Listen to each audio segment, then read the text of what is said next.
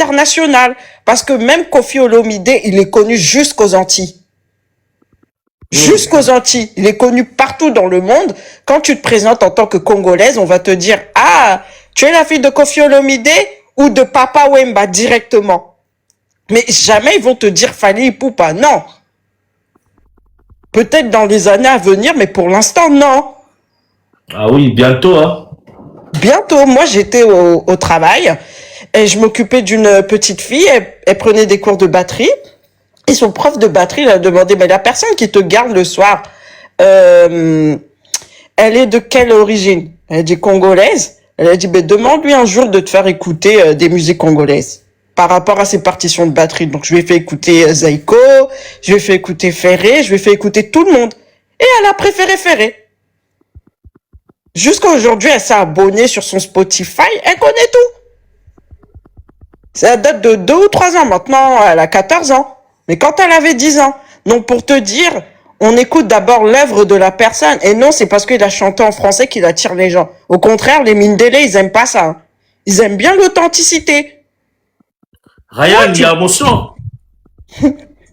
Ryan, il y a Joe, motion. Motion est allé. Oui, Ryan, motion, oui. Oui, Ryan d'abord. Oui, Ryan. Bah, moi j'allais intervenir par rapport à Mamboué Glandolo. J'avais même écrit motion depuis longtemps. Ah, excuse-moi. Ces débats-là, il y a international. Bon, j'aime pas trop entrer dans ça. Parce que déjà, quand quelqu'un a la capacité de réunir pas mal de monde dans millénaire, dans l'Europe, on peut pas dire qu'il n'est pas international. Musicalement parlant, quand ta musique traverse déjà tes frontières, ben, t'es considéré comme un international. Voilà, donc dire que Ferré n'est pas international, bah, j'aime pas trop entrer dans ces débats-là. Même si c'est international là, même si c'est arrêté. Namona ngo biso ba tutuzana tobima bamboka. Tokoti complexe surtout na bato bazala non na Afrique. Au moins jamais ni voya au loba makambo ba international o. To Gabonais moko boye, Camerounais moko yebita ki abeta ba ko sara ba débat international. C'est rare, au moins ngo penati. Papa, le problème c'est aussi un ani ambassadeur. Le problème c'est aussi parce que tout ça mi partage na ba débat communautaire. Voilà. Qu'est-ce qui te dit que na ba communauté mususu pe ba débat où ils ont raté? Donc on ne sait pas aussi. Parce que même dans le pays, tu prends par exemple les anglophones. Les anglophones, hormis les États-Unis, so ba ke betana so c'est en Europe, beaucoup mingi babeta en Londres, en Angleterre. Il y a beaucoup de leurs communautés qui sont là-bas. Qu'est-ce qui nous dit que plein au basala la kunezara on peut ka ba communauté na bangote, tu vois? Peut-être c'est parce qu'on s'intéresse pas trop à ça. Il y a moins tout linga golandela ngomité. Et eux aussi ils ont l'avantage l'anglais, ça peut captiver beaucoup de gens. Mais ba débat international ou pas, je crois déjà à un niveau à faire razan, tu peux pas l'appeler un artiste local. Sauf que la comparaison qui est internationale en wow. Comme la dame vient de dire, c'est son expérience personnelle. Moi, je peux pas contredire ce qu'elle dit. Pour elle, niveau international, c'est beaucoup plus élevé qu'il y a Jeanne Baïlelo. Mais quand même, eux aussi, sont internationaux. Et vous voyez qu'on a peut-être un niveau de mon côté, mais quand même, eux tous, aujourd'hui, ce sont des artistes internationaux. Innocent, Guess, concert en France. Ils sont internationaux. Merci, Ryan. Oui, Adjo, oui. Madame, s'il vous plaît, on va te rejoindre sur nos paroles, s'il vous plaît. C'est juste des morceaux. Il y a au Babengaka musique ya mo eloko ni ça que musicien à la star internationale eloko ya photo yeba et ça lorsque moto ana ba œuvre na ye ils ont traversé ils ont ken ba frontière en mokane kende bamboka mususu ezokota na ba frontière ya bamboka mususu ntongo ezokende kotraverse ke bato bazoyeba mpe yango ye mpe azoyebana na nzela ya misala na ye na bamboka wana. C'est à partir de ce moment qu'on appelle Moutou international. Mais il y a un grand travail à faire avant que Mouta comme à niveau wana. Parce que musique a Moutou peut traverser la frontière. Il faut une bonne structuration des choses dans l'état promotion et marketing. Il y a des structures où ils allient, des structures reconnues, na ba normes internationaux, na standard moko universel. O soki moto aleki na ba œuvre na kuna moko esa ke moto ana aza na possibilité de comme star international. Il y a des structures comme des MTV, des structures comme ba maisons de production internationaux. Il y a des structures de promotion de communication internationale. O ba Michael Jackson ba utiliser, o ba to ba za ba Mama na sa ba utiliser, o ba Burna Boy ba utiliser, ba Davido ba utiliser. À ce niveau-là, na Congo tous un problème makasi côté économie et puis côté projet et accompagnement il y a ministère de la culture na biso pour na o etali culture musicale na biso via artiste na biso pour ba aider bango ba booster bango yango so mona to na difficulté yo za vraiment moment même papa wemba ayo comme star makasi tant ka ba maison de production mo esimbi maison Peter Gabriel. Donc, Simbi et qui n'a pas structure à promotion à solo. Pas papa, mais la seconde, en un client de la table, mon bimba, comme il bani éthiquement. La difficulté, toi, on a ma casse, même à ta falaise, ma difficulté, on a azobuna, na y stratégie, ce que ça a neni. Ba mécène, na ngata, ba tanga, ba mongo, na bureau, na ngai, to ki luka barela, to ki no tsa ba mongo age. To laisse de façon que biso peut promotion c'est ça le matoko tana ba reconnaître biso mais au sentiment na ma ezaka na ba difficulté pour ba moyens amuki côté mso to ngalupa côté mso bana ba vivre donc côté peut avenir na on laisse musique bon avenir na ngeza nene yango fali ba zako seke mama pa ngeza muki parce que a otia pena mongo age parce qu'il y a pas un bon accompagnement donc on a stade de force on va accompagner à beton dada. Merci Adjo. Parce que quand on va te demander des preuves de ce que tu dis, tu n'auras pas ce preuve-là. Quasi. Tu n'auras pas ce preuve-là. Fali est signé dans la maison à Gérard Drouot, Oyo, et produisa Batou et Belé. Donc, Batou Nyonso, pour Gérard Drouot, a produisara. Billet na bango, événement na bango, y'a au sommet la bango, billet, mécène peut sommet la bango, billet. Oui. Ouais, est-ce que vous dites que le producteur a produit un panier dans le Stade de France à Koufaki et ça dit que Mbambo pena ezali pena sous et Mbambo eza pena mingité banane ba ebisa pena fali carrément fallait boumi tout ça matin moi-même je prends la charge de beaucoup de choses fallait avoir grosse partie à ma charge oyebi il y a ngwana fallait à mes ko kopa na ba travailler bien le gouvernement et bi misa mongo déjà pour 4 ans parce que Stade de France c'est un risque ça la annuler. Il y aura fallu toujours à Liboso, il fallait que bête numéro à Makassi. Pour la date. Osons raisonner pirement congolais vraiment. Osons raisonner pirement congolais. Osons le mamba soloté. Gérard Drouot et sa boîte moya monene. C'est une structure bien organisée qui accompagne beaucoup d'artistes. Même si la tête a Koufi, et l'autre est déjà bien organisé. Ce n'est pas parce que la tête a Koufi, à l'embongo ici, les Kouimba qui ne connaissent pas. Non. Qu'est-ce que tu es en train de dire là? Tu trouves aussi du sens dans ce que tu dis. Il y a Jonah Ryan Nazozo Ngelabino, s'il vous plaît. Tu trouves aussi du sens dans ce que tu dis. Merci. Yadjo. Ryan Bo. Yadjo. Télé du monde. Télé du monde. Et là, tu trouves aussi du sens dans ce que tu dis. Aux autres expliquants. Donc, Ebélé a structuré ou on a parti des années. Merci. Merci Ryan, qu'est-ce que tu racontes là? Merci Télé du monde, merci. Ezaki motion s'il vous plaît. To kamoso ya ndeko na biso abonto zonga pas maman to respecter.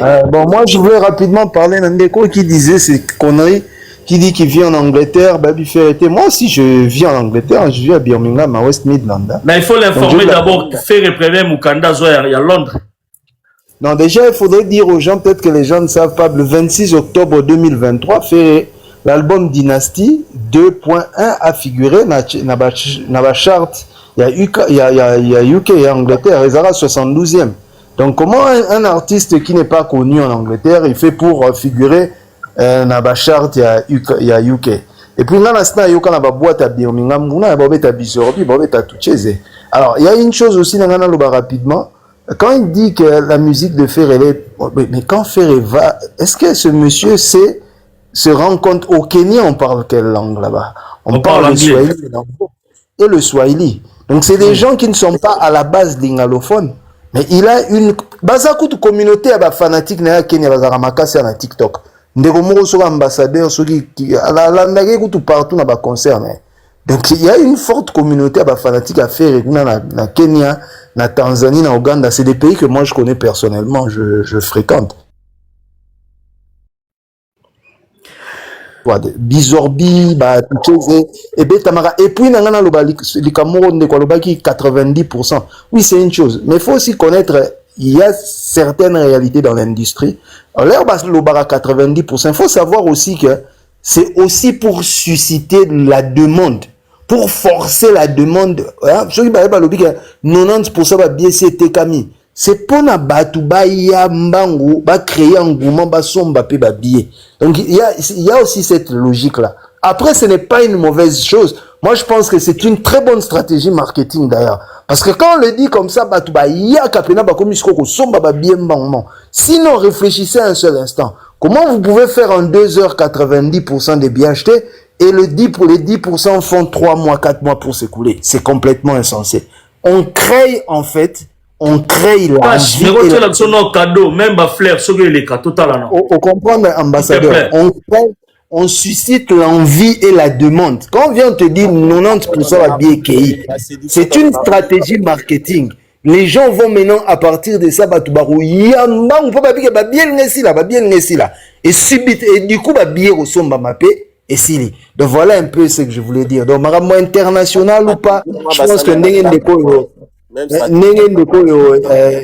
rien à l'obaki marambo international ou pas, je pense qu'à ce niveau on ne devrait même pas parler de ça. Même Robinho international, même Gaz Mawete international. Donc on ne veut même, c'était un débat tellement bas, c'est vraiment qu'aux autres exceptions à quel niveau on a terrassé, je pense. Merci.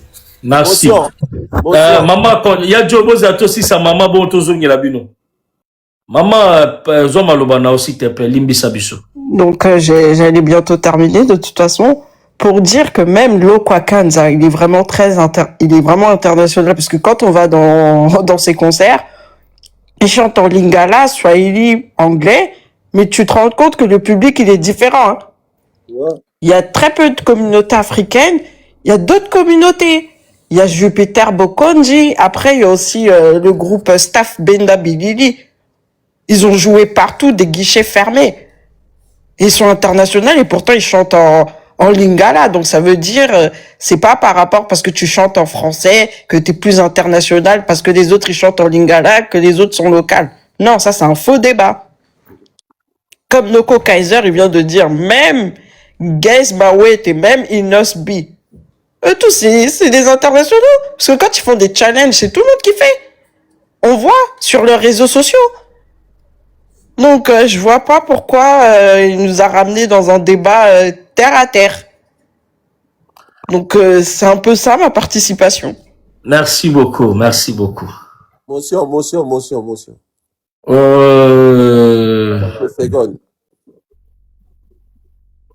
Bon. Motion ya Joe après na tuna par rapport ya makambe uti oleka oya Joe pese la toyoka ojuma loba moment. Bon. Nangina pour souligner point moko sur notion il y a artiste, musicien ou chanteur international. C'est-à-dire ils appellent la catégorie par catégorie, ils appellent la dimension par dimension internationaux. C'est vrai, Gaz Mawete est international, Innocence international, fait Fali, etc. À partir du moment où tu as exporté musique, ça la expansion à vision sous d'autres cieux, mais retenons que ils ont la dimension, il y a Rosal international, parce qu'il y a une philosophie un starisme. Donc aux international, à l'unanimité, ils ont la norme, ils ont des critères.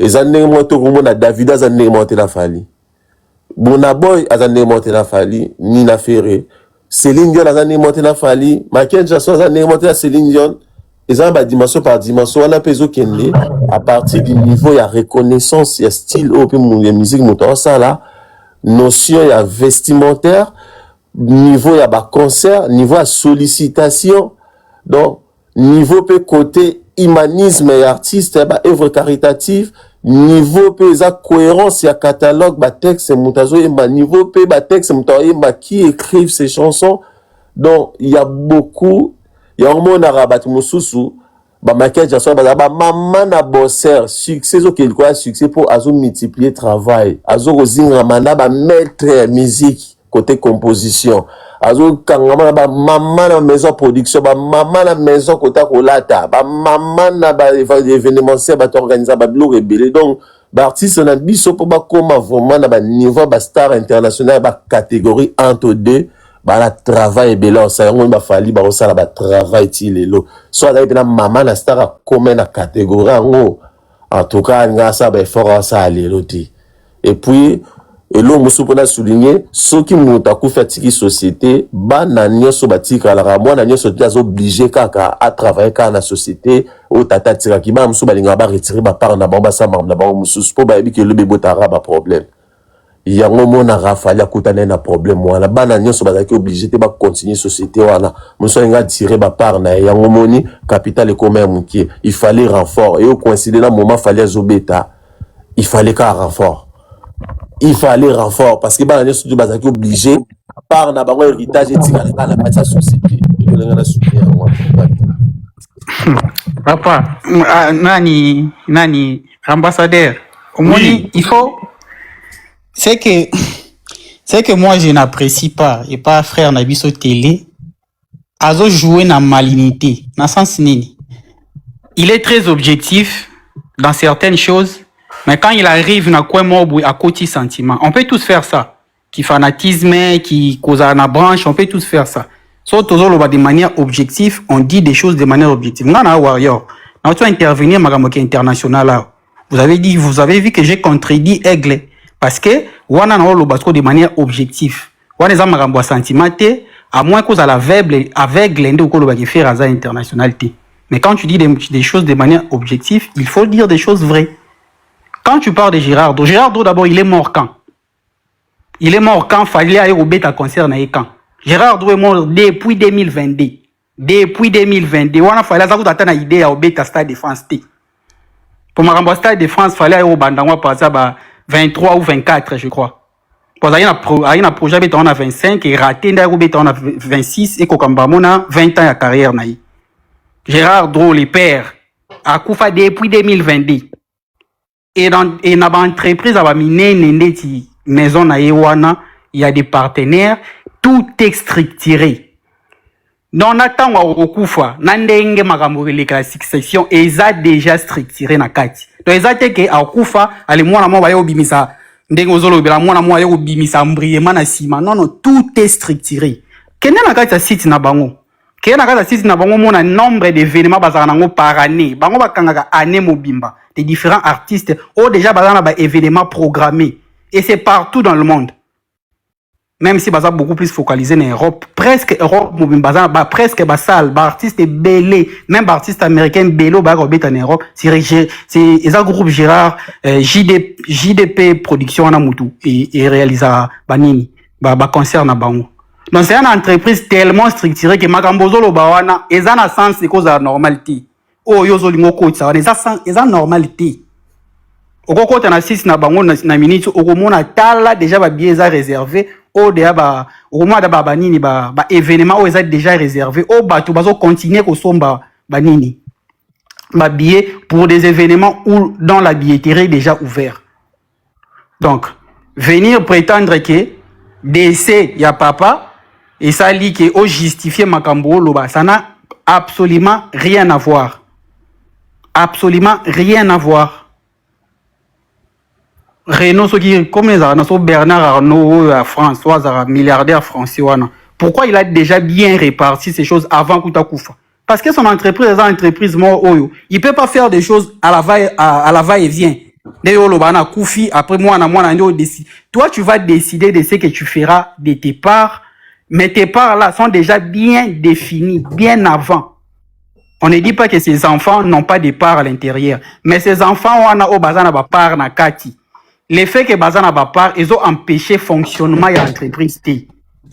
Parce que patrimoine on a nion surtout c'est construit na ba événement au basala na cop na bango au basala. Donc même toi l'enfant tu ne peux pas mettre en comment on dit, tu ne peux pas faire quelque chose jusqu'au point il y a quoi sa entreprise parce que peut-être yo ligne au misé dans autre chose. Tout ça est bien déterminé. Et tu parles net Gérard Doron akufa qui en 2025 akufa depuis 2022. Yo zolo ba magabusiko. Ya on zo so mambolo ba so ba so bimisalo ba preuve na o bimisate. L'accent n'a pas preuve mambolo. Merci. Ouais, bon. Au nom le banini télé du monde. Nangana lo banata lisa de coréenne que au moni maison production est à la catégorie par catégorie d'artistes aux autres produits qui on peut investir combien pour un événement où bataille rapper au baro gagner. En réalité na concert il a fallu ce qui pour maison production ça qui monte à 100% et ngeza a flop. Ngé kotisati. Ada fallu tout tito lana na chiko na matalana salana Akadeong na émission ça qui a presté de France c'est le kutam yemo kaza na cohérence à koloba que ngamo pe na côté parti belé mara musu mwana expliquer ngwa ezate na lobara ba ebi ke na catégorie il y a ba musicien o ezaki ba ko bimisa mongo production à 100% na caché na ye na monga ba promotion etc et que mongo kota na seconde pe kota ba récupérer na fali ba ebeki et ils ont raté totalement il y a fallu rassurer bango de ma part le quoi dans la maison production na ngapé na roza ba part na rosala bwe fallait yebe da shit sa simane na zo la ma dossier wana na sa défend na gouvernement et ça da débat ba na ba na kala ngo moni rapport à sa défense c'est ça les maka le temps c'est la date année 2025 et simba était wana ba luka na gouvernement neni loko ane ko vanda donc maison production cause na possibilité mais ebi ki na fali et rekoti sa te ce qui ba la mauvaise foi des Congolais. OK ba ya ezako bonga pe na tsenga problème langa saka image te kama ke na beta ki yango problème a fali saka yango wana pour atteindre barème ya rosa pe na catégorie à star alikulu azoluka la makasi o ba tso BTP pour son émission mais en réalité à sa star mais la catégorie ningi ya kanisa raté ndi bat balobela garé gali garver na ba commentaire ozana kitoko mais ningo kanisa raté azane star nani ambassadeur pardon pour ça poser la question moni coach amati coach pas on a besoin loba oui ya mona ngana zona nous ngana zona cash Gérard Dro Production et produire fallait déjà combien d'événements? Yadjo, aucune question? Abini. Gérard Dro Production et produire fallait déjà combien d'événements? Et qu'on produit des événements d'envergure, et catégorie par catégorie. Événements encore à rien, la défense à rien, des envergures montent dans la stade défense. Mais finalement, yomo ozolo bazana assurance à 100% te, bandimagité roté kama. Et pourtant, c'est l'air artiste au hasard signé par la bango. Bayebi déjà n'engeni va produire ça gaye. Bon, merci. C'est que tu viens ambassadeur c'est là le mot lukutawa. Batu ba lobi de le mot lukutawa. C'est que tu viens de marteler sur l'artiste qui aloba qui a pesa qui ba détail sur sa contribution à événement na a pesa qui ba détail nango. Parce que so talinde na ba délégation bato ya bengaki ba invité na ebele bela bengaki wana. Mais le producteur ne va pas prendre charge de ça.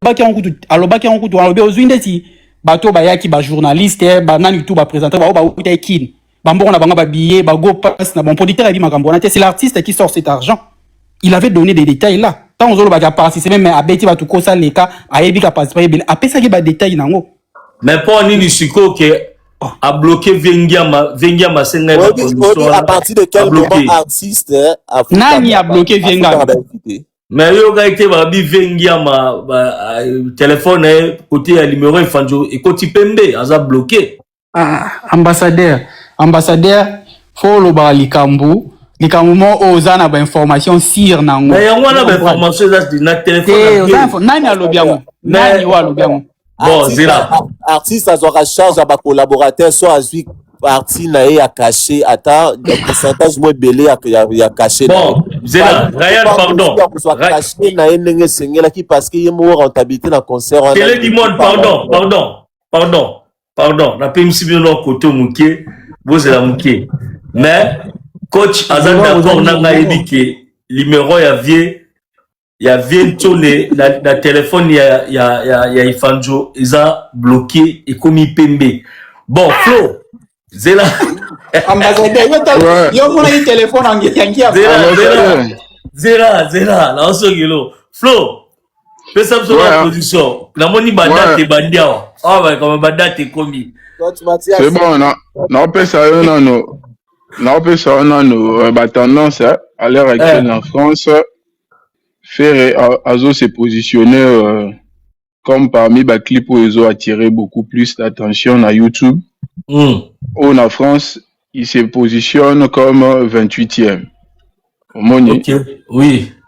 C'est l'amour. C'est l'amour. Clip où ils ont ça succès, mon fou, na yebisao. Na Belgique, na le monde na Belgique. Tu vérifies. Belgique, Babi 29e. Non, lobby 29e. 16e. Bakomi kuna pas de golo. Belgique 16e. Okay. 16e. Tokyo Londres. Donc, surtout, il y a une vidéo, si quoi. Ah, maman, quand c'est à shooter, tu commences à la data. Ah ouais, et là. Là, la vidéo, le clip vidéo le plus populaire sur YouTube. À l'heure actuelle, Asa 51e. Ok. Ah, la moni na pe fona yaka na zo ka ordinateur na ngaka. Po to ko mara makabuka bo. Yango o mona. Oui, la moni c'est en 53e. Non, 51, Asa qui 54 a gagné. La famille t'as poté la famille. Flo, au bloqué. Y'a Joboyo Kanga. Allô. Ah oui, Toyoki au Flo, Toyoki. Ouais, c'est bon. Coach Mathias Mbote. Salut, Bonjour coach. Allô, bonjour, Ryan, Mona Maïle. Ah! Mathias Ayo défendra Bouzoba. Badata, rara. Biso, Nicolo Tozo Kosate, machine à moi, Zoloba. La moni combien? Wapi? 93e. Na France. Vous avez un clip? Ouais, clip. Où ils ont attiré beaucoup plus. À l'heure actuelle, na France, clip, a gagné. Ils ont 40e. Ils ont niveau net. A gagné 5 places. Donc, faire auto gagner 5 places en France, na clip c'est l'amour. Donc, clip ils ont bête en azo et bisayo. Donc, écoute ici, voisin trouble, batté. Donc, comme n'importe quoi, mais, heureusement, tout ça, n'a pas preuve. Donc, tant que tu like ça. Mais cash déjà bozu ba data ya concert bobeta kia déjà ba chiffre bimi ba chiffre ezate na moni oza na machine po biso toza biso cha na biso ba data te wana ba bilo lokuta ba data c'est que les gars dika coach a raison allo bana ndenga lingi. Bon, c'est bon. On a déjà Nassali Moussala na Mozela. Ok, tous on a coach. Après tous on la flow. Coach, bonjour. Motenayo, Mikolo Belé, Tomonanité. Nazo mona koka na ba live, nazo na ba sewala kaka. Donc j'avais des problèmes, mais maintenant ça va. Coach, j'espère que vous allez que vous bêtez moi tout. Olandi débat, Olandi pe makambu ya ndeko na télé du monde. na Ryan ndenge kei mais coach avant to bandala otuno nanu par rapport ya photo za na sima na ngai wana nani abengisaki artiste azalaki invité d'honneur ou invité simple parce que na moni pe na émission où artiste a joué parole té c'était dit à quoi?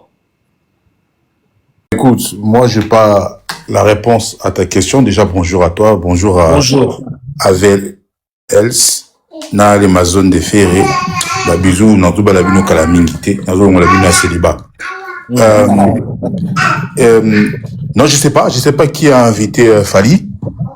Peut-être ces placements, il y a maison de production naïe, peut-être ces placements, il y a label naïe. Merci vraiment. Coach Koto, on a dit la communication pour naïe. Je sais pas moi qui l'a placé là-bas. Ou peut-être que les animateurs, les producteurs et émissions m'ont invité à qui. Donc, j'aurais pas la réponse par rapport à ça. Merci. Voilà, coach. Bon, coach, j'espère déjà avant Matanaïbi déjà. On notagi moi déjà place moko boano comprendre déjà magamunde on sur télé du monde na Ryan Kamba ndenge ba kenango awa par rapport à c'était quoi encore Ryan na bossa nké like télé à lobby Gérard Dro ndenga kufaki bana na ye bazalaki à 100% sûreté et na groupe na ye il ne misait pas assez sur Fali yango Fali à lui-même il n'a pas dit le pourcentage, mais il a dit à lui-même aussi participer. Merci Ryan Soukawana, Ryan Soukawana. Ya Joe Pesapsoga dans 30 secondes, dans 30 secondes, le bagnoso pour tout côté maman na débat pas coach. C'est quasiment impossible de parler en 30 secondes. Mais le problème est qu'à résumer, Ryan a vraiment un homme loyal et puis juste comme on est pesant comme moi, comme voilà. Il a. Et pour ça je l'aime beaucoup. Coach. Il est intelligent. Malouba Mboka yo. Bah écoute, merci beaucoup. Namoni ba surpatrice nangai awa les Amazones de Ferrena VLC, bah gros bisous na bango, grosse force na bango et bonne journée na bango. Et Kalaming te na olong la bonne célibat. Par rapport pour répondre à la question na yo non, déjà nous savons tous quand le blanc, j'aime pas dire ces termes-là mais ne ba ça la rab entreprise na bango et dans la souvent héritage à famille. Papa a Rokufa, a Tikeliba, Bana, Tikeliba Koko, donc ainsi de suite. Donc il y a une continuité dans la vision par rapport au fondateur. Maintenant, Gérard Dro, je pense que c'est comme Bouygues, comme Renault, comme plusieurs entreprises où le fondateur n'a Zalaki, Tikeliba, Bana, Tikeliba Koko, et ainsi de suite. Il y aura des investisseurs, il y aura peut-être un rachat, peut-être une vente, j'en sais rien. Mais ce qui est sûr, Fali, il a bien expliqué. Bon, fallait lobby nini. A lobby que, celui qui est production, mais pour nous foutre à go pass, biloko na Gérard Dro a bien moté. C'est-à-dire que lui, il a sorti de l'argent de sa poche pour payer biloko na nyon surtout. Il a bien expliqué. Pourquoi vous voulez changer Maloba ya Moutou? Et quand Taylor Zoloba qui Fali, Gérard Dro ne s'est pas retrouvé. Gérard Dro ne s'est pas retrouvé. Mais frère, tu connais pas son contrat. Pour éviter combien il a fait rentrer, combien c'était sorti. Vous pouvez pas affirmer des choses que vous n'avez pas des éléments. Moi, je préfère même Olobana conditionnel. Mais yo Zoloba doit affirmer ma comme aux éléments. Si on a vu l'accent à éléments, ils ont prouvé que Malobana yo aux éléments. Donc moi, j'ai dit que Fali y avait un contrat. Et son contrat était respecté. Il a pris les cachets où il y a Singaki. Et ensuite, je me expliquer qu'après ça, concernant la réalité, il y a Congo. Et c'est tout à fait naturel et normal parce que le producteur, il y a Poto, a revu la réalité où on a été. Ma camion sur là, la cagné micro. Ma camion sur là et coach. Ouais, continue, coach. Donc, en gros, par rapport à la question, na répondre, Fali, na Gérard Dro, côté ici, Chicon, et tant mieux pour eux. Bon, coach, par rapport à la deuxième question, j'espère que Kachazana, tu vas continuer à développer. Ça te fait comment au Moni Ferrego là, parmi les artistes au Barbeta Showcase à Belgique, à match le 3 juin. Et moi, participation dans ce oui, et l'eau au Lobeza, au Guido Lobanine.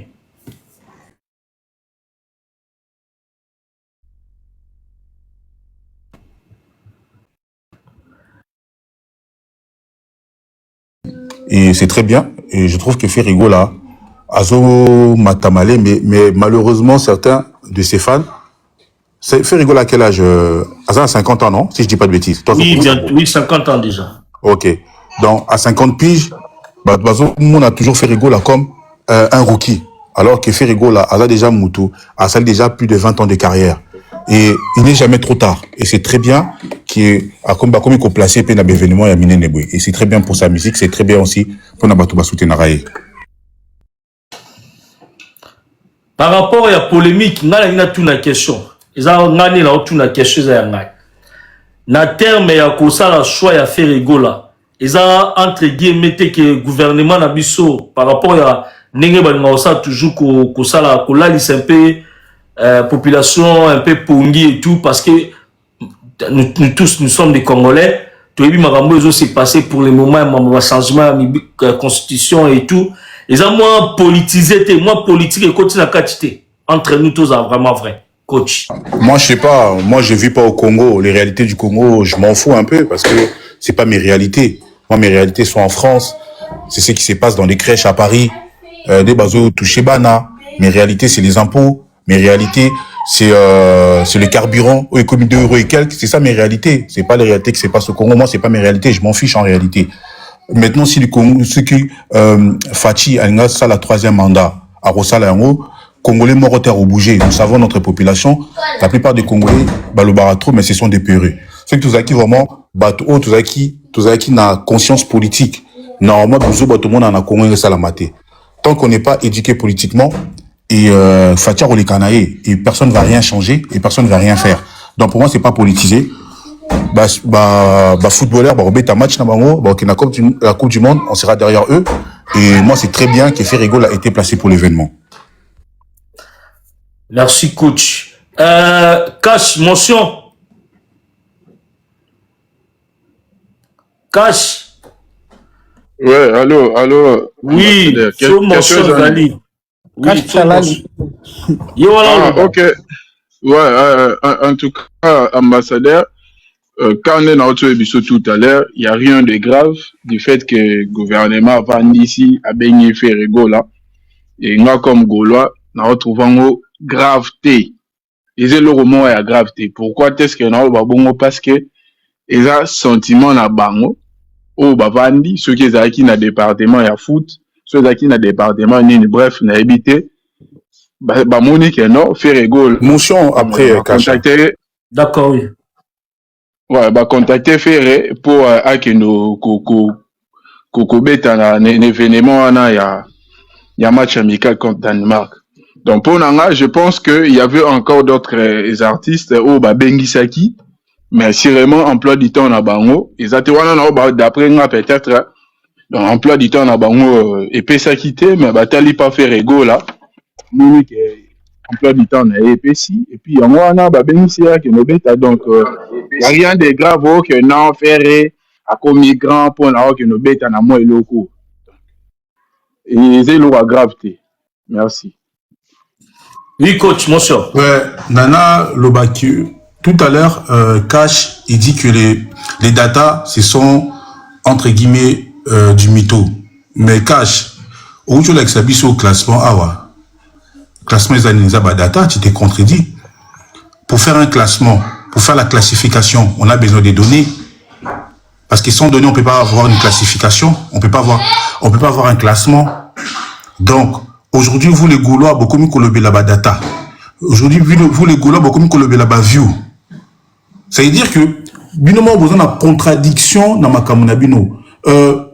Ambassadeur, j'avais dit une chose, c'est là 3 ans bientôt, que le problème de beaucoup de Congolais, c'est que, pour communiquer à un niveau, il y a falité.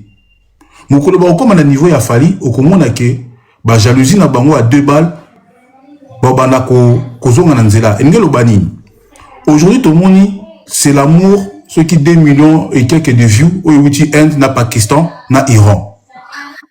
Et tout le monde, et Coco, t'as jamais la tendance YouTube. Normalement, un son qui cartonne, et quand on a pas tendance YouTube, et quand on a tendance YouTube, tu vois, et c'est très bien pour Ferrigo là, parce que Ferrigo là est habitué. Il y a Rosomba, À sombité, babengango Google Ads.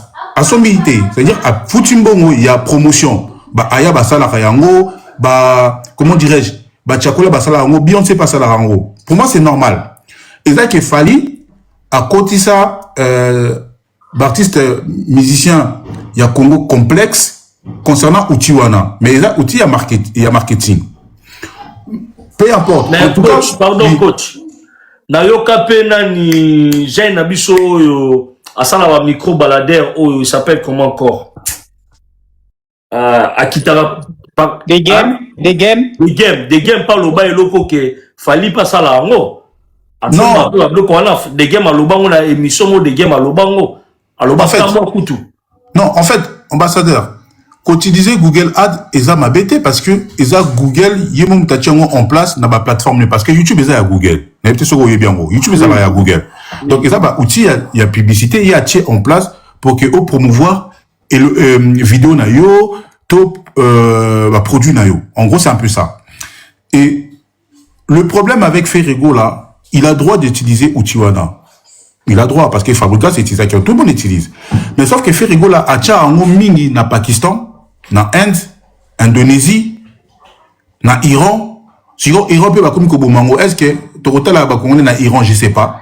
À comment on a ba pays wana nion surtout, au lieu que a calibré plus na Europe ou en Afrique francophone. Parce que c'est où Ferrego là est consommé selon les datas de Ferrego là. Et moi je suis très content. Coach. Oui.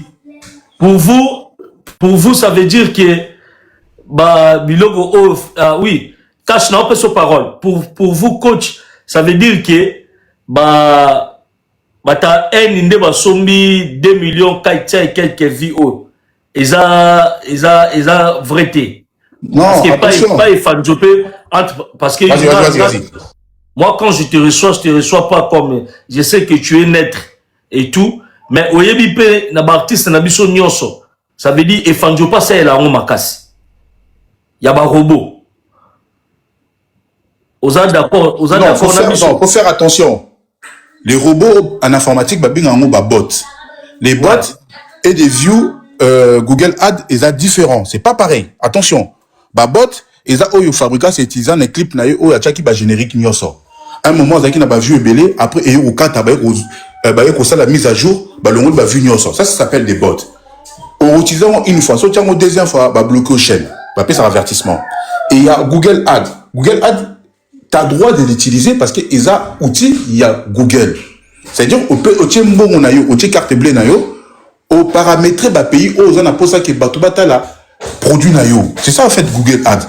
Les bots ils sont différents. Bots ils qui au sombi bah view bah robot na ends et zo tchela yo ba view au bas bazo monaté alors que Google Ads mutu oza par exemple na Congo au la YouTube au moni fait rigolo la to fali aleki, ça c'est légal, ça y a pas de souci par rapport à ça. Mais c'est juste que moi je comprends pas pourquoi faire a autant de views na Pakistan, na Bangladesh, na Inde, na Iran, na Irak alors que normalement fallait avoir ba view plus na ba pays francophones selon naï pour promouvoir l'événement naï à promouvoir ba vidéo naï. Ceux qui lobby le bébé va concert dans Bambokana, Azasus n'a plus de fans. Parce que jusqu'à présent, Ferrego la Atical Kobe un concert à NT. Et en plus de ça, sur Otali n'a pas clip n'a Bosso, j'ai plus les chiffres en tête, il avait à peu près plus de 500 000 views dans Inde. Il n'y a pas plus de 500 000 Congolais en Inde. C'est pas possible. Donc, pour moi, il a le droit de l'utiliser. Sûrement tous les artistes congolais utilisent parce que va miner les utilisent pourquoi bon, vous en avez droit d'utiliser en moté. En gros, c'est un peu ça, je cède la parole aux autres. Merci. C'était cash motion. Cash motion. Oui, toqué dans la motion, c'est quoi? Parce que la bonne motion, on s'est belé à Bamata parce que ma coach Mathias Alobi. Là, il a gardé vraiment, là, il veut la bêtise, tes discussions, tes calme, oui. La batouba likolo. Avant, on a s'est belé pour ma coach Mathias Alobi. Bah, il y a batoubotombo qui m'a la mort. Ouais. Ambassadeur Mathias Ogomoka Musanga yoko moko tana baje ya ba warrior ba komo memo netizo baboy retiré tonto yo lo ba makambu to za la rappel logique Mathias kolanda ba warrior te ba guider yote ya lo ba vérité pour aoyer le la coach oyer le warrior te Bon, bref. Nani, Mathias a auto lobake, bazo booster, faire, ou soit azo somba, view na N. Yebisa e afongola ordinateur na ye, à la kisabiso à l'heure actuelle. Ce qui clique au ya c'est la mode Mathias, ça la calme, auto za maloba ato yo kiyo. Na lancé au défi, Batubaza awa. Mathias, na lancé au défi awa. Batubaza a 100 personnes à panel. Fongola ordinateur na yo, la qui se biso, tendance ya un na Pakistan so yi fere clip na ye ya c'est l'amour et ça consommé kuna. Fongola ordinateur, no fongola auto fongola tablette siko. Regarde, moi, si tu me poses cette question, si je dois te répondre, Yomoko, non, laisse-moi finir, tu m'as posé une question, non? Regarde, moi, je n'ai pas de faire des débats avec toi. Si tu me poses une question, je te réponds. Si tu veux pas, je te réponds pas, je ferme mon micro. C'est simple. Tu choisis. Bon. Soit tu me poses une question, je te réponds, sinon je ferme mon micro. Quand on a micro, tu ne sais pas comprendre quand on a micro, parce que au déranger. Ok, c'est bon, je ferme mon micro. C'est bon.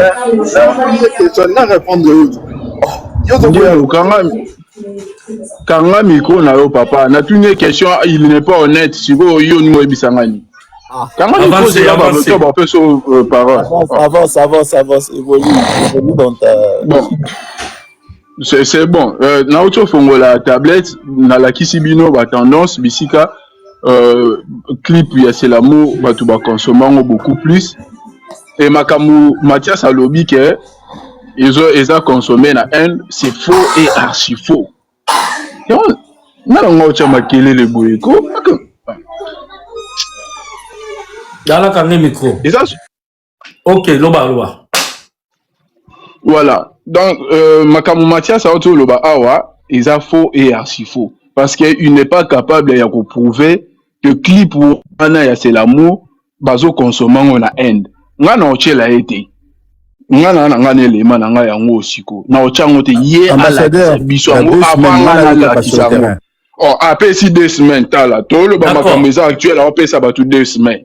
Et puis vous trouvez ça à Zamaël. Tout le Makamu osiko a autour le baquet. A fait à sombi ba vieux kuna et puis on a le bango la 2 semaines. Ande ko nanga bongisa côté ana akoy ko se tromper mais là c'était Kazazoba. Te na fingi était nga finga raté na tika lo baté Kazazoba. Mathias ngana ebi to sola na donc o e kendeka ayebi. Donc Mathias akosi awa siko. Vous comprenez?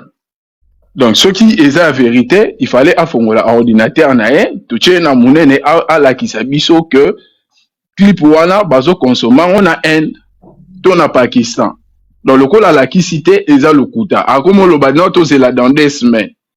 Ata yomoko. Bon, pesa no mutu musu maloba ngana oyoka. Ambassadeur, n'a répondre avant motion.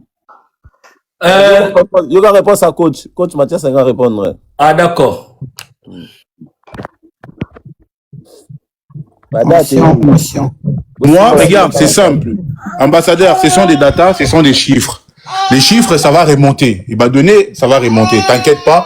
Tout ça déjà na 180 cas na Inde pour l'instant. Zela, Romo Naki, et vous allez plus consommer na Inde que na Congo, tout na France, tout ça. Une semaine.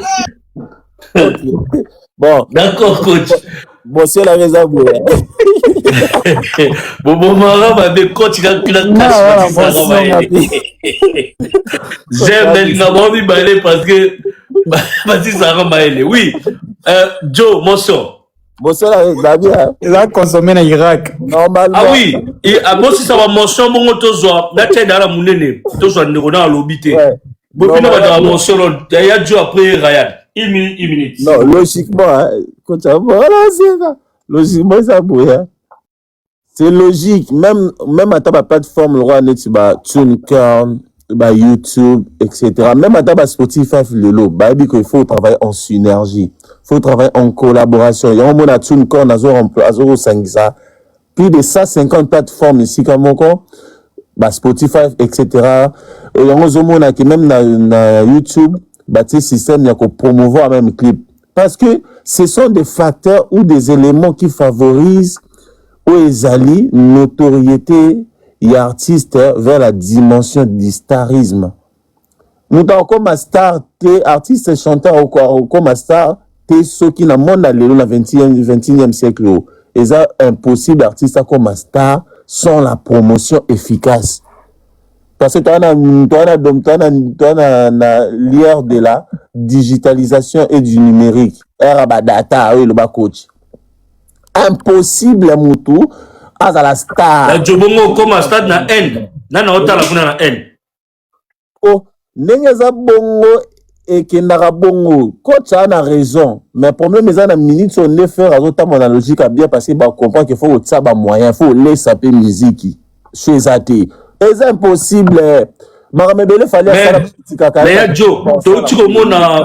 cash à Outiko Laxabiso Awa, ma place Banine, Zotalama, à France, Londres, Belgique. Tout le monde est mais quand on va ceux qui m'ont sali promotion et la qui c'est que musique à ma bête, il y a aussi ces côtés qu'on appelle influence, il y a œuvre, il y a ngomoko, vu les arrangements, vu les sonorités, ils ont dégagé la carte à œuvre artistique, voilà. Il y a des gens qui apprécient les sonorités africaines, les harmonies, côté rythmique, il y a la danse. Parce qu'il y a une chanson serait respectée, non, mais il y a mélodie, qui toko, obabengaka, mélodie, voilà, est respectée, harmonie, qui toko, la science des accords, et ça, l'intemboana, soit respecté côté rythmique, obabengaka tempo, qui toko. En tout cas, ils ont mondele, ils ont la nani, ndondo, avec les coca, zembo, ils ont accepté.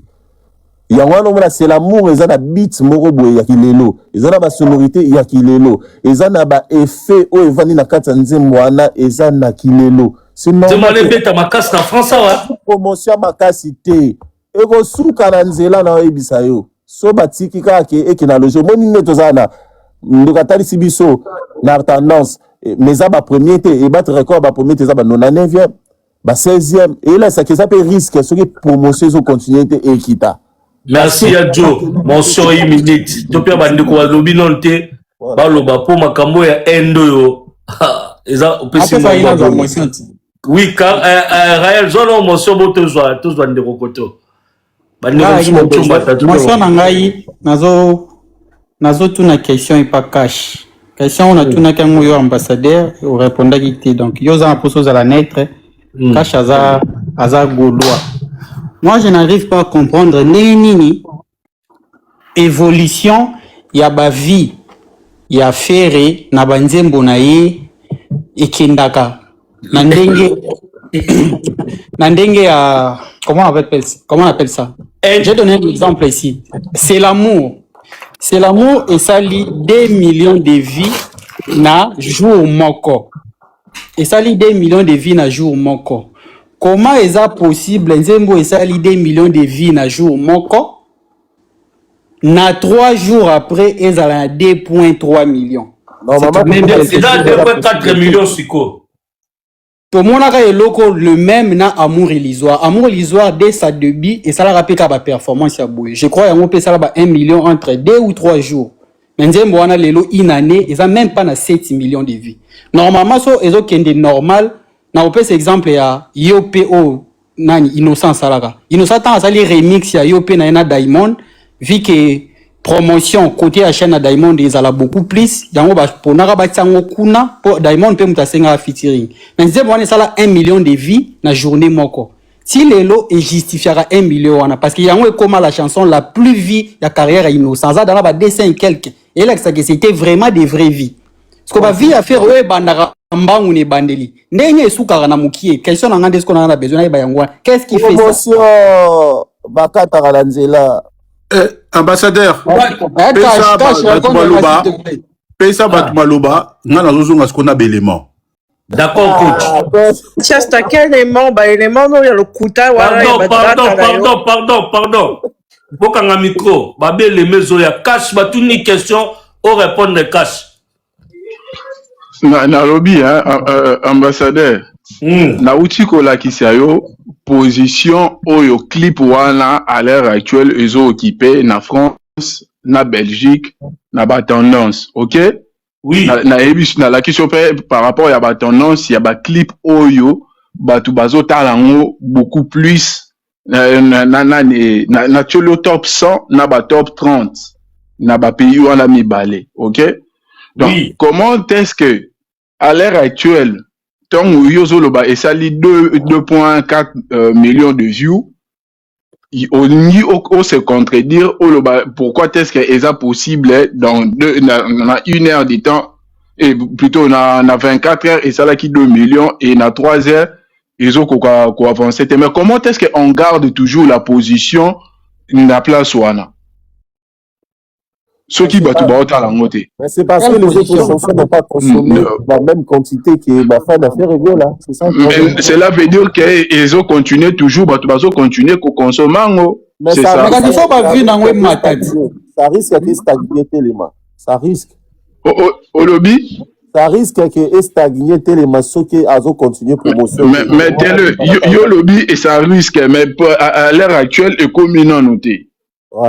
Donc on se contente de biso tozomona. Wana siko yozoloba et comme isusu na présenté parce que nous on parle il n'a présent. T'as raison. Voilà. Toye awa toye awa tozosolola na présent. Donc soko ni on ne mara ingena yo kan Mathias ba wayo ba komoko misao na oyeba te Mathias. Ah. Là, ça va la actualité du moment. Oui, bon. Mathias. Azela Kassassi, c'est aux Maloba. Cité, s'il te plaît. Les émotions. Bon, pour Nassilissa, Tozo Lobela, temps présent, à l'heure actuelle, dans la Kisibino, tendance Oyo, dans la Kisibino, tendance Oyo, clip Wana, et zo sala. Donc, clip Oyo, c'est l'amour, et zo déranger ma casse. Donc, le coup, comme il data, Mathias a fongola, on appelle non fongola yanga. Merci. Merci. Ouais, ne cause ce qu'on malobosa dans la monnaie, ne sont maloba. Ok. Bonjour à tous d'abord. Bonjour. Ouais. Le ambassadeur, na zaga ne lo mona ngana yebisa yo kaka. Aux amants un peu sincère, ils répondent ngaka ici après na kitinanga. Oyebi ke ba masolo nyonso bandeko ba beta bandeko ba kola ba beta ba wayo bando beta ngo ba bando luba eza bana bazana pousa na ngote oyebi na tala oza raison adona ngasko prière na ngeza ki toko maboye pour ba ko pesa biso raison quand même na preuve na ngeza azo feste ferré ya mona clip ezo beta boye apa nzem pour pesa très bien donc oyo boye ngo kaza na mutema mabe mais les premiers a tout tikana no tchaka no ba mitema mabe na kati donc ba makambo nyonso o lelo fali ya ndolo ba nga na ozala na France après nga batu musu bando ya aloba ne teke batu musu bando ya comprendre ba comprendre tete aloba batu musu ya comprendre mais quand même bon ndima ke ba makambo tout bobé ta obo banda ko boya ngo avant de comme ambassadeur na habité so na ko si besoin mamba so ana raison akabi ya ngwana pena tende comme ambassadeur fa lupa ngade na lobela Là, un journaliste, journaliste, mais faut le papier avec. Là, un journaliste,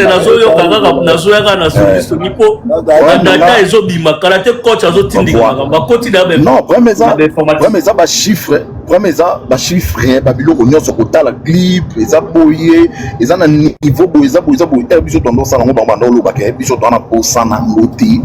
On veut comprendre, mais les lots, ça me fait du bien, il y a un monde que les lots comme quand même moi bah t'es belé. Comme na Congo, comme na misé belé pe ba clip, ba nzembo, ils ont positionné dans la place à bien.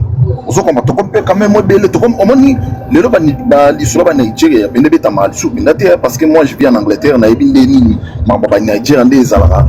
Sur un niveau mais les lots, biso mo to comme un artiste na biso, to beta masolo ya artiste na biso, par contre ton beta comme biso zaka masolo ga ya ba, on a boy, whisky, Davido kezo mais les lots awa tati na Angleterre na bana biso, ba chanza, bana biso ba botama, ba chanza, ba kuma beno beta solo ya Fali, Ferré, Inosbi, Gezma wit. La motion pour la ndeko ngeno. Ouais, pas facile.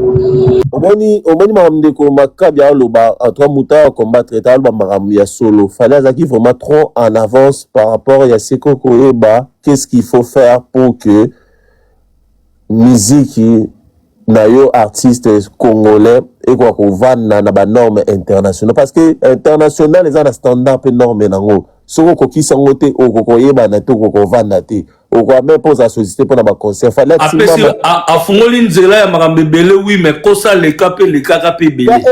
Tous les coups sont permis na promotion ko ça la ba GT. Oui, tous les coups sont permis.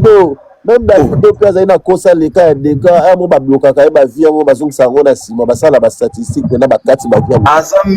Aza maître nango. Awa oni awa na ba Camerounais ba biso yo ça ba mais papa bazana mbongo sala ngo. Vraiment ezaki bana mbongo yo sala tout wana yango moni bande ko influencer Afrique makasi. Ben influencer biso et surtout biso ba congolais to kuma ko banga bango na ba level mususu et loko bando sala bango zaki mbongo ba bande ko tchana ba promotion na ba plateforme nyonso. Ah oui le longomba pas timbaka tongo akina vers ba pas kendaka sango. Adjo totiki artiste to pesa doucement lo bato kabola.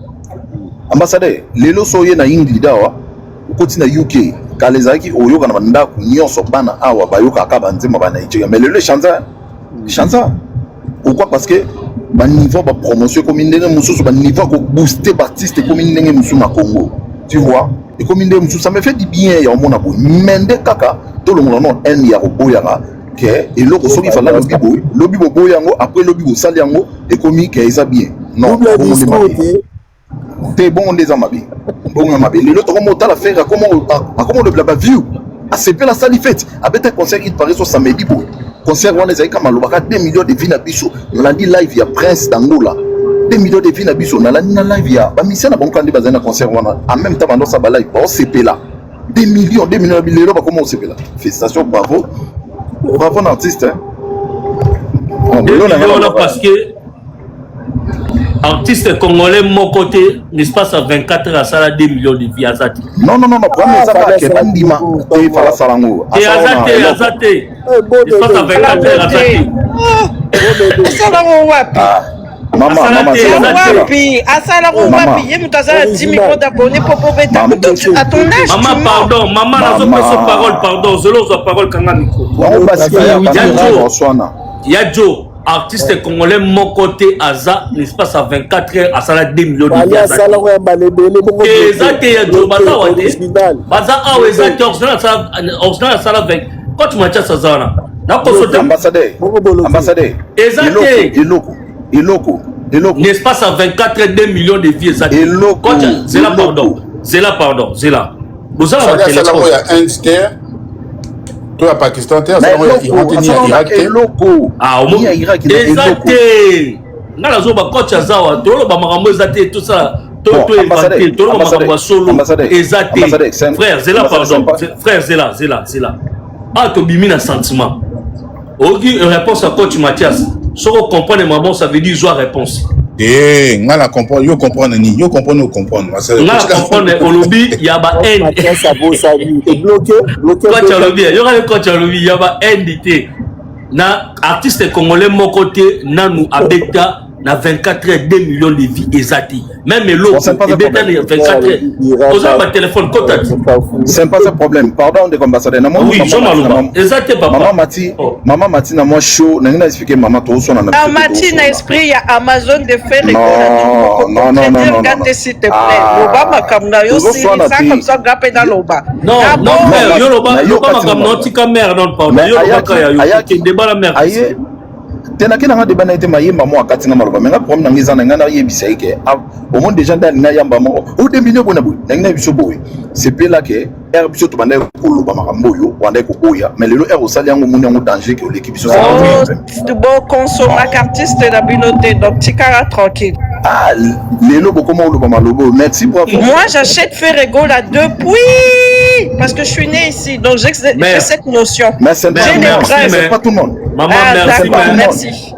Mère merci mais allez aussi.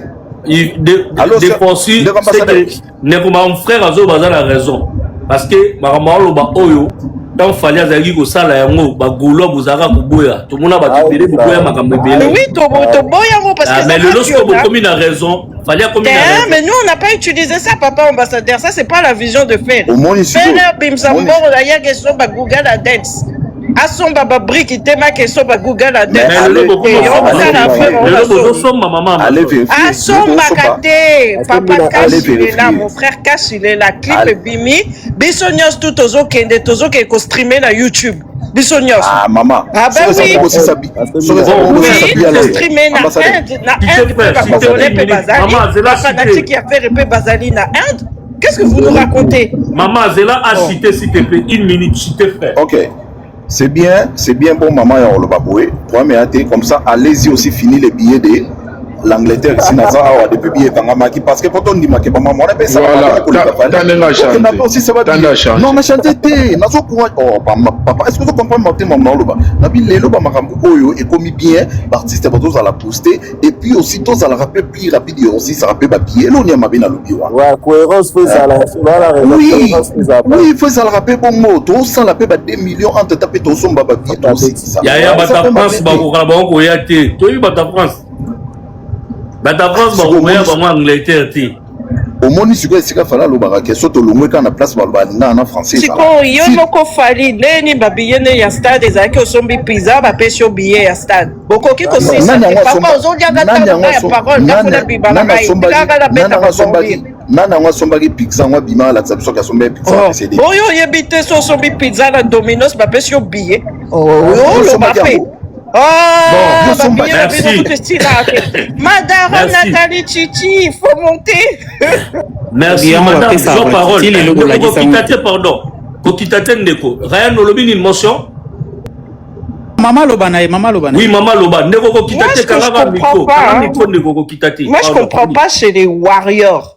Vous-même, vous êtes incapable. Maman, s'il vous plaît, il faut accepter d'abord on n'a jamais acheté les vues, on a consommé notre activité. On a vu ce n'est pas l'idéologie de Ferré. Ferré en Inde, il y a des Congolais, donc il a des fanatiques.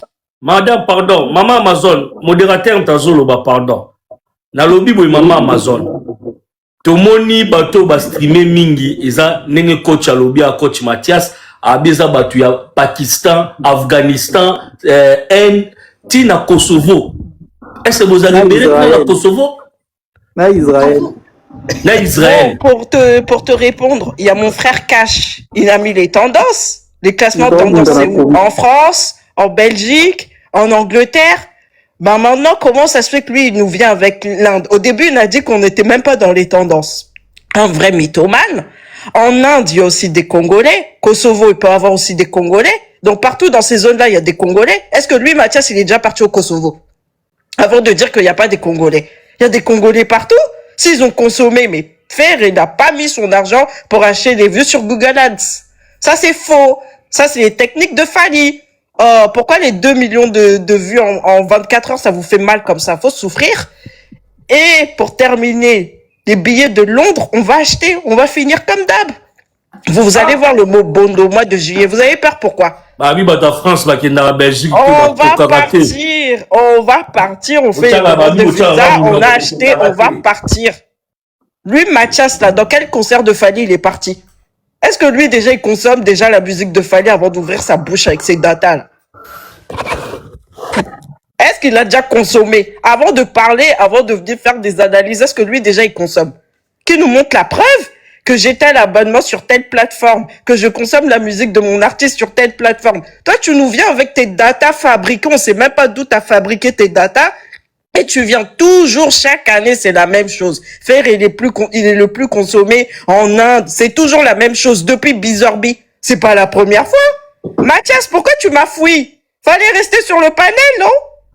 Il fallait rester ici sur le panel. Tu m'as fouillé, pourquoi? Espèce de mytho. Avec ses faux chiffres, là. Fallait qu'il allume son ordinateur, qu'il nous prouve. Coach a besoin d'un ordinateur dans quelques minutes. Un mythomane. Le temps de fabriquer ses preuves, après il va venir et après vous allez le croire.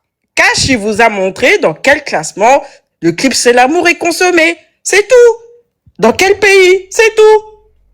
Oui, Cash nous a montré, mais Vous avez 54, 56. Oui, mais on consomme. On consomme. Et les Warriors, là, qui ont sorti leur chanson avec Wizkid, ils sont classés où? Ils sont classés nulle part. Nathalie Titi, Siko, donc, 4 mois, Bozos Kogago 6 à Bassaï dans Londres, on est dans une kilo, Tony. C'est pas kilo, on est en train de consommer. Nous, on consomme réellement. C'est pas le gouvernement qui achète les billets pour nous. Après, on commence à nous distribuer gratuitement. Sur ce, bisous là-bas, moi, je vais descendre. Parce que j'ai jamais vu des fanatiques qui n'ont pas l'argent pour acheter leur artiste, mais ils sont là partout pour critiquer les fans des autres artistes, alors que eux-mêmes, ils ont un événement, ils sont incapables d'acheter leurs billets, c'est le gouvernement qui a acheté pour eux. Et en même temps, leur artiste et son entourage, ils en ont marre de vous, les Warriors, hein. Ils vous critiquent, hein, vous êtes incapables d'acheter votre artiste. Faut consommer, hein. Faut avoir de l'argent, mais en même temps aussi, vous êtes nos enfants, à nous les Gaulois, donc on vous comprend. Mais maman Amazon, pour le moment là, pour le moment, vous combien à combien? Vous combien à combien vous streamez déjà combien? 2 millions combien? 2 millions, point 3. 2 millions 400. Point 3, moi je viens de voir sur YouTube, c'est point 3. Voilà. Donc, on est tous à beauté, nous wana. Bah non, c'est en train d'augmenter. Moi je vais aller streamer, c'est l'amour, là, bonzon. Bon, d'accord, maman. Nazono moso ya mutomae la zane l'émission oyo. Ya Ryan Kamba oyo azo beta bakao depa banda kiawa. Ryan. Ambassadeur. Ya ina tuno no question oyo. Ryan parce que na tuni coach par rapport à invitation ya Fali à l'émission oyo. L'importance tango zaki nini? Pour via l'obité, to moniteur ba benga na moni gut na nango journaliste azo ganga de là. Là avec ba preuve. Je vais azo ganga azo présenter artiste international boina boy. Ya ba kutu ndiri ba yebiteka edi badiata mtazo ganga kuna wo na moni edi badiata na ambassadeur yo na commentaire. Oui, ya solo la moni edi badiata kana di la sona Ferdani bazo sauter. Ba petu wana ba west ndeti kutu ba yebi na bangote. Ça va, like sa vidéo, le beaucoup de la vidéo. Naza na ngozelat. Là la buta tembe. Yo boko mona ka. Là ma bembele rien. Ambassadeur l'essentiel muninga za invité place wana. Bino pe ba muninga pe musa. Eh, tika like sa vidéo. Kutu tango. Kutu tango Mbappé a pantalon ko pe kota ki Mbappé mabe. Mbappé ya mbi kutu viete donc talaka. Ambassadeur. Yango ambassadeur. Nandenge pena na yebeli yo. Video on a canción like zanga yango wana. Zelo mona te. La sa ba vidéo belé, la moni. Vidéo à TikTok ya page polémique ya page polémique te Ryan. Tala ndenge Ryan o pena code 16 za mabe Ryan. Comment on avait Juna na pena moni négone congolais. Ryan, tous allons entre nous. Ko yango code 16 etamboli mabe degré a odi pena Nalvani pena nabi anzambe Kambo après ce qui combien des années na yoko mona sous rencontre ya Musée Kabila na Mobutu. Oyebi ne Mobutu azaka luka mona Musée Kabila. Musée Kabila donc qui se longi tout doit toujours. Fallait aluka mona longi ya Junana ya Daju mais na biso degré moi na la boyi kota la Fali. Ah bon? Kota mission na Ryan. Badi bosa ba caméra ba pesa nimbo tete ya Jo ti nenge sili nenge bandi nenge sili ni manga ndeko no ya Jo ya Jo zelo mona kaka fon ya Jo zo ni manga te nenge ni bayambani te ya Jo bayambana wapi bayambani te Ryan pesa position Ryan loba siko makambo émission oyo po yango pena tala Ozaka na vidéo no ya polémique oui, il faut la tirer musique. Zana tiango pela boyoka.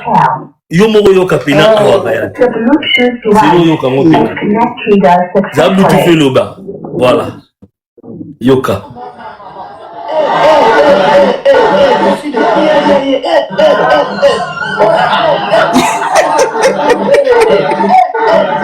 Ambassadeur tio seksangai. Rayal, eza niveau. Et ça la niveau répondre à nini Rayal. Nani alobaki la vie à quelle émission wana. Nani alobaki na vie à quelle vie à côté to ba annoncer artiste je sais venir artiste international et tout et fanjo pas continue normal. Mais arrivé à Efandja Kuti déjà Dadjo a vendu. Tu as mené à ça déjà. Mbappé pétan moyen mbote. Donc Dadjo a signalé déjà bango abi boke bana muto soka pesi binoka mbote ako boto la bino population ya awa na pesa mbote na constat na Kinshasa bagetika na maboko na asonga makambo nyonso. Ah. Maintenant, il dit ça. Bon. 12 code 16 jours ya bano ya poto oyo eza ya kindoki. Yango mbala sima vie akena. Moi na uto mona coach Mathias uto koma wa. Bolinga su vie akena makambo ti. Malobo pa na Ryan. Oyo expliquer sur nos vidéo nana eza coach eza vie akende.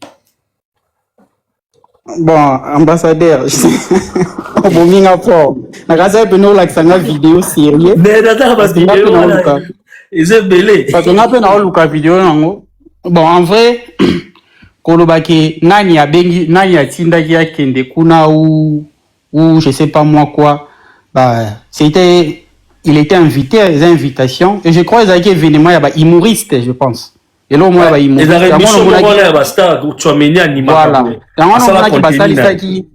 je n'ai pas encore suivi l'intégralité de l'émission. Parce qu'apparemment, félicitations à Fali. Fali à l'Obinini. Coach, Mata, Fali à l'Obinini. À l'Obi à l'autre côté. Parmi les vidéos, extrait à vidéo, ils ont déjà publié. Ça là qui même, nini. Ça là qui même, ça y Mbappé, même moi, comédie. C'est Kati à Ballon d'Or. Oui, oui. Une façon à se moquer. Donc, il y a un humoriste. Et il était invité. Ce qui tokoki ko lobaki, a eu parole, toi lobiti, il faut oser la totale intégralité. Il y a eloko pour extrait au bazotia, même dans la moni passe, tu as mené à lobiti. Parce que tu as mené à lobby, pété boye, pe babeti, kara. Tu as mené à lobby, monsieur Zaraye, à lobby. Ouais, ça des bridges. Ah oui, ça des bridges. Ouais, ça des bridges. Monsieur ya tu as mené, ça des bridges. Na ça très calé na marambo, alobi très bien, na landa pas les makasi. Vous avez mission, vous avez invité. Oh yo, tu as mené pas à la qui peut inviter. Il y a moi la bande qui bango tous les 4 wana. Donc na Monica à place Mbappé, Simbagini na Oloba. Ba misusu wana na moni place ba lobité. Donc l'intégralité à émission. Total la Oloba qui toté. Ryan arrivé à NASA, neni ba wi ko ganga NASA ko lega fali. Donc tu mets ta double stade de France. Ba mutu da invité déjà personne. Ya Joe totala ya Joe no ya pano totala yango oromona ndenge via koti je sais artiste international et tout ba dozo ganga te la salle laisse on masolo ya Joe bangai je suis ambassadeur parce que yo mo ozo mona teke analyse wana ozo sala parce que ozo linga ou mema na polémique mais Ryan na tu na teke wario na bino Ryan ngai na tali émission de début jusqu'à la fin na banota la ba entrée ya ba artiste otali émission de début jusqu'à la fin oui vie a ndenge vie azokota oromona na ndenge vie tangu zala zo mishelo vie tangu mapa télé ambassadeur yo ozo se tromper pour tokanisi émission tu ameni ozo ba kotala de début jusqu'à la fin yo ozo se tromper na noir lobi que c'est émission émission na officiellement il y a que des extraits ya mona zo tuna otala ki wapi na kota siko na ta bongo oyo ya mbote oyo émission na ebimité yazo basara ambassadeur loba Ryan loba ko pesa ndeko kuna na moni na soke donc c'est la émission ebima oui fallait émission da vandi ya mona loba pesa mbote ta oh mais autant l'intégralité émission T, comment tu peux dire que ma pesa nimbote T même Mbappé petanga ye apesi mbote te Mbappé mbamo ba kocha qui est déjà kovanda kuna na suka et de toutes les façons même Mbappé pesa nimbote te je vois pas ce qu'il y a de grave là-bas apparemment bon il y a un clivage de mésentente entre famille na bango na Fali peut-être là je suppose merci au raison de nga yango na bino échanger le côté au raison de nga merci. Non, mais de toute façon, même si on a conditionnel, au cas où après ça nimbote, je vois pas ce que ça change. Qu'est-ce que ça change?